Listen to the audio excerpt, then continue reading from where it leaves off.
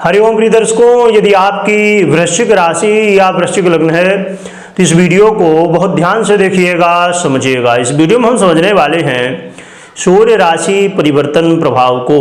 ग्रहों के राजा सूर्य का परिवर्तन होने जा रहा है 14 मई की रात्रि 12:12 में, यानी कि 15 तारीख लग चुकी होगी।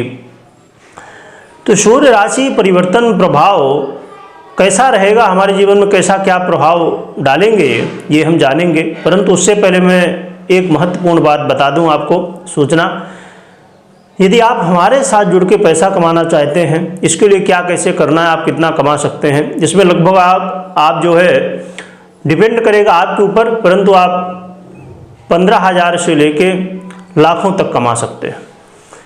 और बहुत ही सरलता है, परंतु चीज़ें जब हम समझ जाते हैं तो सरल हो जाती हैं। पहले थोड़ा सा कठिनाई होती है, हमें थोड़ा सा जानना पड़ता है, समझना पड़ता है। तो आप जानकारी के लिए दिए हुए नंबर पे व्हाट्सएप में मैसेज कर सकते हैं हमें। आप फ़ोन कॉल ना करें, आप व्हाट्सएप में मैसेज करें। तो जब व्हाट्सएप में आप मैसेज करेंगे तो आपको संपूर्ण जानकारी प्राप्त हो जाएगी। चलिए जानते हैं क्या कैसा प्रभाव इनका रहने वाला है। प्रिय दर्शकों, ये जो सूर्य हैं ये ग्रहों के राजा हैं, इन्हें आत्मा का अधिपति कहा जाता है, क्योंकि यदि आत्मा है तभी तो ये शरीर है। तो इसीलिए ये बहुत ही महत्वपूर्ण ग्रह माने जाते हैं। और आप समझ सकते हैं इनको राजा की पदवी यदि प्राप्त है तो कितने महत्वपूर्ण ग्रह हो सकते हैं। और खासकर वृश्चिक वालों के लिए काफ़ी ज़्यादा महत्व इनका हो जाता है। कारण क्या है, क्योंकि ये आपके कर्मेश बनते हैं। और कर्मेश होने की वजह से, क्योंकि व्यक्ति अपने जीवन में जो भी प्राप्त करता है अपने कर्मों के अनुसार ही प्राप्त करता है, तो ये कर्म के अधिपति हैं आपके, इसीलिए इनको समझना बेहद जरूरी है। और इनका गोचर काल जब 14 मई को बदलेगा तो ये अपनी सबसे प्रिय राशि मेष को छोड़ के और अब गोचर करेंगे शुक्र की राशि वृषभ पर। और जो कि शुक्र की राशि वृषभ पर इनका गोचर काल बहुत श्रेष्ठ नहीं माना जाता है, परंतु यहाँ पर महत्वपूर्ण कुछ स्थितियाँ हैं, उन्हें भी समझना जरूरी है। क्योंकि इनका जो गोचर काल है ये आप जानते हैं कि लगभग 1 महीने के लिए, यानी कि 14 मई से लेके 15 जून तक रहने वाला है। 15 जून को ही अपना परिवर्तन पुनः से कर लेंगे। परंतु ये जब वृषभ में गोचर करेंगे यानी कि स्वयं के नक्षत्र कृतिका और रोहिणी और मृगशिरा, यानी कि रोहिणी जो कि चंद्रमा का नक्षत्र है, मृगशिरा जो कि मंगल का नक्षत्र है, तो ये तीनों नक्षत्रों में गोचर करेंगे। जो कि कृतिका जो है इनका ही नक्षत्र है सूर्य का, तो ये 3 चरण इनका है, 4 चरण इसका है चंद्रमा का है रोहिणी नक्षत्र का, और 2 चरण इनके हैं मंगल के, यानी कि मृगशिरा का, क्योंकि 9 चरण होते हैं। तो ये क्रमशः जब अलग अलग नक्षत्र में गोचर करेंगे तो इनके प्रभाव में भी काफ़ी बदलाव होता है। क्योंकि आपने देखा होगा कभी कि किसी की कुंडली में उसी राशि में उसी भाव में, जैसे हम सूर्य की ही बात कर लें कि वो बैठे हुए हैं, पर हर एक व्यक्ति को उसको अलग अलग प्रभाव दे रहे हैं। तो इसीलिए जब आप नक्षत्र वाइज थोड़ा सा जाएंगे, चरण वाइज जाएंगे, और भी बहुत सारी चीज़ें होती हैं, तो आपको वहाँ क्लियरिटी होगी कि इसमें जो फल मिल रहा है उसमें डिफरेंस क्या हो। क्योंकि वो वाली चीज़ है कि जब कोई व्यक्ति सक्सेसफुल हो जाता है तो उसको देख के लोग समझते हैं कि भैया ये सक्सेसफुल हो चुका है और हम भी ऐसे करेंगे तो हो जाएंगे। क्योंकि जब आप उसको देखते हैं उस समय व्यक्ति वो सक्सेसफुल हो चुका होता है, तो उसकी जो दिनचर्या या उसकी कार्यशैली है, काम करने का तरीका है, तो वो सक्सेसफुल हो जाता है और वो तरीका है। परंतु आपको पहले वहाँ तक कैसे पहुँचना ये जरूरी। इसी तरह ग्रहों में भी या हर जगह ये चीज़ें देखने को मिलती हैं। रही बात की 23 मई से बुध भी आ जाएंगे यहाँ पर सूर्य के साथ वृषभ पर, जिससे बुधादित्य योग बन जाएगा और ये 6 जून तक रहेगा। परंतु जब 23 तारीख को आएंगे दोपहर में 1 बजे, तो ये आ जाएंगे सीधे कृतिका यानी कि सूर्य के नक्षत्र में, और 25 तारीख को सुबह 9:30 बजे तक ये यहीं पर रहेंगे, यानी कृतिका में रहेंगे। तो जब कृतिका में रहेंगे और सूर्य भी उसी में रहेंगे, कृतिका नक्षत्र में, स्वयं के नक्षत्र में, ये समय काफ़ी बेहतर होगा हमें जो बुधादित्य योग का फल मिल रहा है। इसके बाद जो कि अंशात्मक युति इनकी नहीं होने वाली, तो 30 मई को अंशात्मक युति होगी, यानी कि अंश वाइज, जैसे आप नक्षत्र वाइज, चरण वाइज, अंश वाइज, विकला कला वाइज जब देखेंगे तो अंशात्मक युति जो एक ही अंश में होंगे, यानी कि काफ़ी ज़्यादा सटीकता हो जाती है, काफ़ी ज़्यादा जो प्रभाव हैं वो काफ़ी ज़्यादा हमारे जीवन में देखने को मिल जाते हैं। तो बुधादित्य योग 30 मई को भी इसका फल मिल जाएगा, जो कि चंद्रमा के नक्षत्र में होगा, रोहिणी नक्षत्र में एक साथ दोनों युति करेंगे ये अंशात्मक रूप में। तो बुध का उतना अच्छा प्रभाव हमें नहीं देखने को मिलता, इसलिए ज़्यादा बेहतर हमें फल मिलेगा कहाँ पर, 23 से लेके 25 के बीच में। जो कि अब रही बात कि कुछ लोगों के मन में फिर बातें आ सकती हैं कि 23 से 25 के बीच में तो हमारा सबसे बुरा समय गया। मैंने अभी कहा कि जब हम सक्सेसफुल व्यक्ति को देखते हैं तो बस हम उसको फॉलो करते हैं, जो कि गहराई में नहीं जाते हैं। यही रीजन होता है क्योंकि हम यहाँ चर्चा खाली सूर्य की कर रहे हैं और बुध जो कि बुधादित्य योग बनाएंगे। तो यही डिफरेंस होता है हमें समझने में, क्योंकि और भी तो ग्रह हैं, दशाएं हैं, पर्सनल कुंडली है, षोडश चक्र, बहुत सारी चीज़ें। ये भैया सागर है, सागर में से अब मोती ढूंढना है तो समझ लो कितना सरल है। तो वही चीज़ें हैं जो कि ये भी प्रभाव हमारे जीवन में कहीं ना कहीं देखने को मिलेगा। तो आइए समझते हैं। तो ये आपके कर्मेश होकर आपके सप्तम भाव में गोचर करेंगे। तो यहाँ पर गोचर करना, ये जो व्यापारी वर्ग है, यानी कि जो व्यापार से लोग जुड़े हैं, तो ऐसे लोगों को इसका फायदा, यदि आप व्यापार से जुड़े हुए हैं, आप व्यापारी हैं, तो आपको इसका फायदा जरूर देखने को मिल सकता है। खासकर उन लोगों के लिए बहुत प्रभावी हो सकते हैं जो लोग अपने पैतृक व्यापार से जुड़े हुए हैं, यानी कि आपके पिताजी जो व्यापार कर रहे थे, आप भी व्यापार कर रहे हैं, और आपके जीवन में यदि मुश्किलें हैं पैतृक व्यापार को लेके, तो उसकी जो स्थितियां हैं, यानी कि समस्याएं हैं जो, तो उसमें समस्याओं में अब कमी आएगी। पूरी तरह से नहीं कहा जा सकता कि ये पूरी तरह से खत्म हो जाए, क्योंकि मैंने जैसे बताया पहले ही कि सूर्य का गोचर काल ये वृषभ यानी कि शुक्र की राशि पर बहुत श्रेष्ठ नहीं माना जाता है, पर फिर भी जो प्रभाव है तो कहीं ना कहीं पहले से बेहतर स्थितियां आपके व्यापार में बन सकती हैं, आपके व्यापार में लाभ की स्थितियां बन सकती हैं।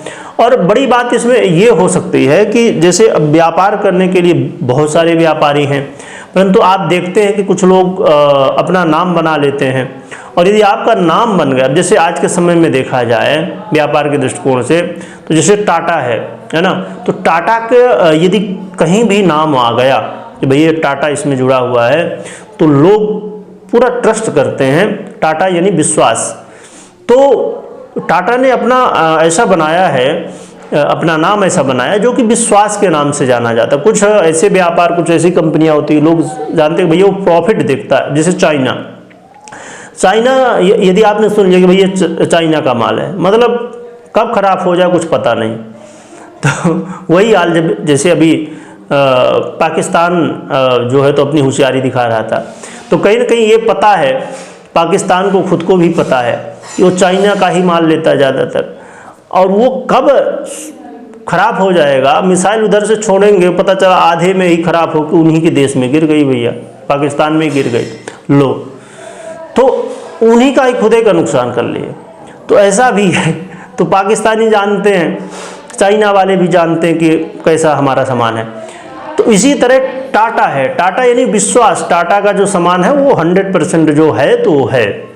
तो इसी तरह व्यक्ति व्यापार तो करता है, परंतु उसका जो प्रभाव है, जो नाम है एक, तो वो कैसा है, और लोगों का नाम कई बार नहीं हो पाता। बहुत पैसा कमाते हैं लोग व्यापार में, पर नाम नहीं होता है। तो ये जो समय होगा ये आपके नाम का हो सकता है, आपके फ्रेम को बढ़ा सकता है, आपकी यश प्रतिष्ठा में वृद्धि करने वाला हो सकता है। इस समय यदि आप कहीं ना कहीं स्वास्थ्य के दृष्टिकोण से समस्या में, खासकर आपके यदि लाइफ पार्टनर यानी पति या पत्नी जो भी हैं आपके, तो उनके जीवन में स्वास्थ्य को लेकर समस्याएं थी, वो ठीक हो सकती हैं। आपके स्वास्थ्य में भी बेहतर स्थितियां हो सकती हैं, स्वास्थ्य में सुधार हो सकता है। रही बात, हमने यहाँ दाम्पत्य जीवन की बात की, तो दाम्पत्य जीवन को लेके कई बार थोड़ा सा मनमुटाव हो सकता है। बहुत ज़्यादा चिंता की आवश्यकता नहीं, क्योंकि ये विच्छेदात्मक ग्रह कहलाते हैं। तो कई बार क्योंकि आज का समय आप जानते हैं कि भाई ये कलयुग है, कलयुग में तो झूठ खूब चलता है हर जगह, हर छोटी बात हो बड़ी बात हो, और ये सत्य के प्रतीक माने जाते हैं। तो जब इनका प्रभाव होता है तो झूठ पकड़ा जाता है, तो ऐसे में फिर मनमुटाव हो जाता है कई बार। तो इसीलिए थोड़ा सा सतर्क रहना कि भैया आपका झूठ ना पकड़ा जाए। तो इसीलिए इसमें आपको ये ध्यान रखना है कि आगे हम उपाय जानेंगे तो उनको करिए। खासकर ये है कि शांति बनाए रखिए, झूठ ना पकड़े जाए, इसके लिए शांत रहिए तो ज़्यादा बेहतर है। तो आप समझ पा रहे होंगे कि चाहे वो लाइफ पार्टनर हो आपके और चाहे व्यापारिक पार्टनर हो, कई बार व्यक्ति व्यापार में होता है और पार्टनरशिप में व्यापार बहुत सारे चलते हैं, उसमें लोग अपना दिमाग दौड़ाते रहते हैं कि भैया हम ज़्यादा फायदा लें, दूसरा पार्टनर सोचता हम ज़्यादा फायदा लें, जो कि ये जानते ही हैं कि सही नहीं है दोनों, क्योंकि 50-50 के लिए या जितने परसेंट के अधिपति हैं उसको उतना मिलना चाहिए। तो ऐसे में यदि कोई आपका पार्टनर आपको लगता है कि धोखा दे रहा है, व्यापारिक पार्टनर हो या लाइफ पार्टनर हो किसी भी तरह में, तो ये समय होगा जिसमें वो झूठ का उजागर हो सकता है।